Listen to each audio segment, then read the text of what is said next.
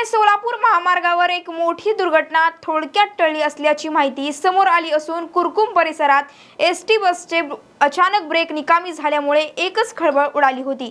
पण सुदैवाने चालकाच्या सतर्कतेमुळे 40 प्रवाशांचे प्राण वाचले आहेत। धाराशिव आगाराची बस पुण्याकडे जात असताना कुरकुम जवळील मुकादमवाडी पुलावर चालकाला अचानक बसचे ब्रेक निकामी झाल्याचे लक्षात आले।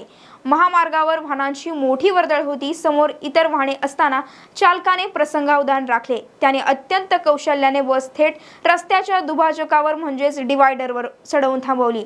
या निर्णयामुळे बस पुलाखाली कोसळण्यापासून वाचली आणि बसमधील 40 प्रवाशांचे प्राण देखील वाचले आहेत। मात्र या घटनेनंतर स्थानिक नागरिकांमध्ये संतापाची लाट आहे। मुकादमवाडी पुलाचा हा परिसर आता मृत्यूचा सापळा म्हणून ओळखला जाऊ लागला आहे। येथील धोकादायक वळणामुळे वारंवार अपघात होत असल्याचे स्थानिकांचे म्हणणे आहे। विशेषतः परगावच्या चालकांना या वळणाचा अंदाज येत नसल्याने येथील अपघातांची मालिका सुरू आहे।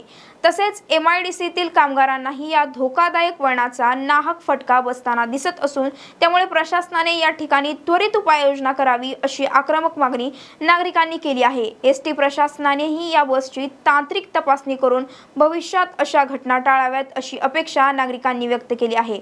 अपघातानंतर बसमधील प्रवाशांची सुरक्षितपणे दुसऱ्या बसने व्यवस्था करण्यात आली आहे। एकंदर चालकाच्या तत्परतेने मोठी जीवितहानी टळली असली तरी प्रशासनाने वेळीच दखल घेणं गरजेचं आहे।